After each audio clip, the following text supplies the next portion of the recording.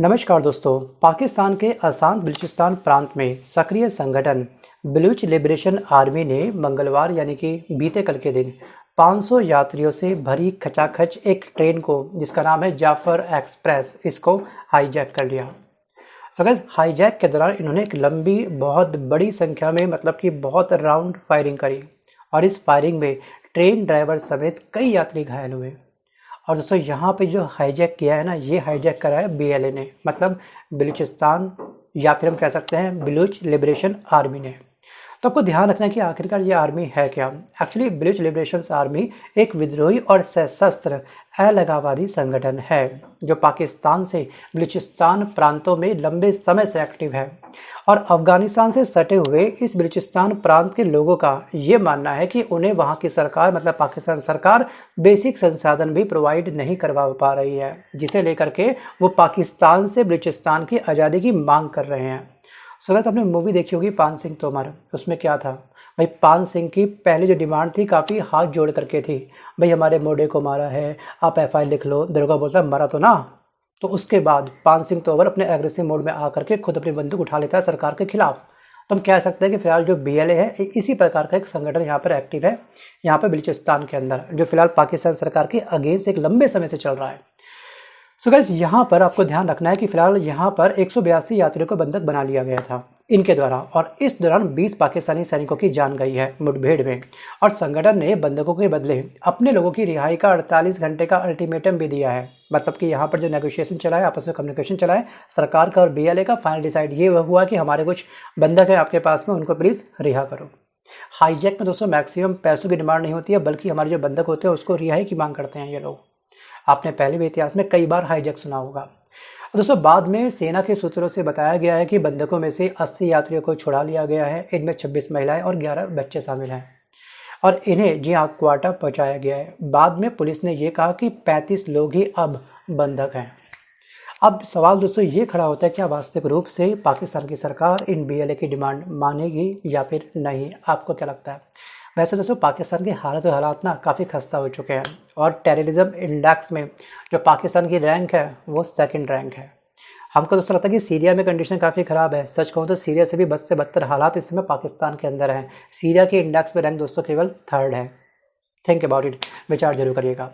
Guys, क्वार्टा से पेशावर जा रही जाफर एक्सप्रेस इनका निशाना बनी। उसके पीछे दोस्तों वजह यह भी है कि यहाँ पर इस ट्रेन के अंदर मैक्सिमम क्या थे, पंजाबी थे और मैक्सिमम सेना की फैमिली इस ट्रेन से जा रही थी।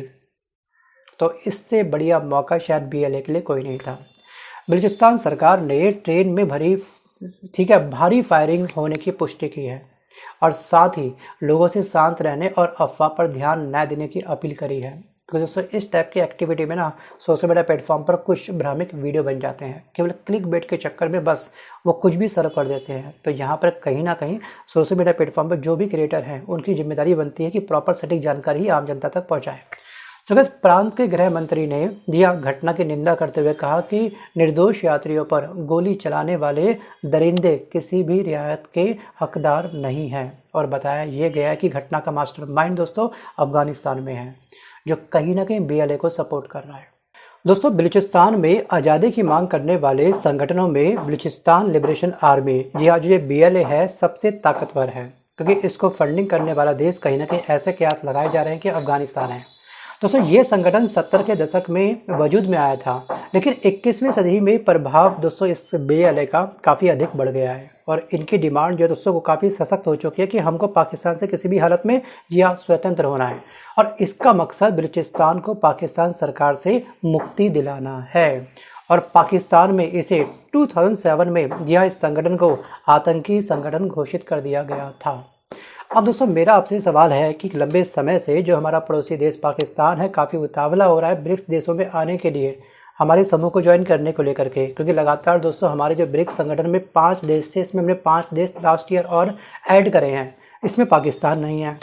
क्योंकि दोस्तों पाकिस्तान यहाँ पर हमारा इसलिए भी नहीं है क्योंकि हमारे रिश्ते इसके साथ में लंबे समय से खट्टे हैं। जी हाँ, पाकिस्तान की ज़रूरत है कि वो भारत से जी हाँ रिश्ते सुधारे और इसके लिए वो कई प्रयास कर रहा है, लेकिन कहीं ना कहीं ये कई बार हमारे पीठ पीछे खंजर भी घोंप देता है। गाइस, दोनों देश वैसे ऑलरेडी सार्क और एससीओ में भी ठीक है, मिले हुए हैं, हम वहाँ पे इस ग्रुप के अंदर ज्वाइन हैं। लेकिन ब्रिक्स का प्रभाव जी हाँ सबसे ज़्यादा है। पाकिस्तान इस संगठन का इस्तेमाल, ध्यान रखिएगा, कि भारत के साथ रिश्तों में जी हाँ बैलेंस बनाने के लिए कर सकता है। और यहाँ पे हमारे पास क्या है, हमारे पास एक बैंक है। जी हाँ, उस बैंक का नाम क्या है, वीडियो को पॉज करके आप मुझे कमेंट जरूर करिएगा। क्योंकि दोस्तों वैश्विक व्यापार में ब्रिक्स की हिस्सेदारी 20 से लेकर के 22% थी लास्ट टू लास्ट ईयर। लेकिन पूरे वर्ल्ड के अंदर ध्यान रखिएगा कि अब हमारी जो हिस्सेदारी है ना, पूरी के पूरी जीडीपी में कम से कम हम लोग 37% हो चुके हैं। और पाकिस्तान को व्यापार करने के लिए मजबूत देश चाहिए, और उसे उम्मीद है कि जैसे ही मैं ब्रिक्स संगठन में शामिल हो जाऊंगा, ठीक है, तो मुझे कहीं ना कहीं जी हाँ व्यापार में भी बेनिफिट मिलेगा। और यहाँ पर पाकिस्तान का काम दोस्तों वर्तमान समय में केवल कर्ज की रकम पर चल रहा है। 2023-24 में उसकी जो ग्रोथ केवल 2% थी। कुल जीडीपी के मुकाबले कर्ज करीब इसके पास 75% हो चुका है। और ब्रिक्स का साथी बनने से पाकिस्तान को अपनी इकोनॉमी में या फिर अपनी इकोनॉमी को बूस्ट करने में काफ़ी बड़ा फ़ायदा मिलेगा। और यहाँ पे जो ये पाकिस्तान है, ये कर्ज की सहूलियत चाहता है, क्योंकि आईएमएफ के लोन ने पाकिस्तान को डिफ़ॉल्ट होने से बचा करके रखा है। लेकिन अब आईएमएफ ने भी अपने हाथ खड़े कर दिए हैं, ठीक है। और यहाँ पे जो आईएमएफ लोन देता है उसकी टर्म एंड कंडीशंस काफ़ी भयंकर होती है। और ब्रिक्स जो है दोस्तों, ब्रिक्स के जो बैंक है जिसका नाम है एनडीबी, काफ़ी कम शर्तों पर, ठीक है, काफ़ी कम ब्याज पर अच्छे समय के लिए कर्ज प्रोवाइड कर देता है। दोस्तों यही वजह है कि पाकिस्तान लगातार लंबे समय से ब्रिक्स संगठन में जी हाँ जुड़ना चाहता है।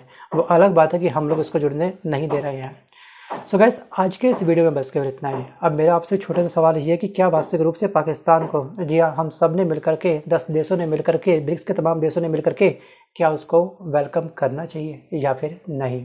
थिंक अबाउट इट, विचार जरूर करिएगा। सो गाइस, आज के इस वीडियो में बस केवल इतना ही। मिलता हूँ जल्द एक नए वीडियो के साथ, तब तक के लिए धन्यवाद।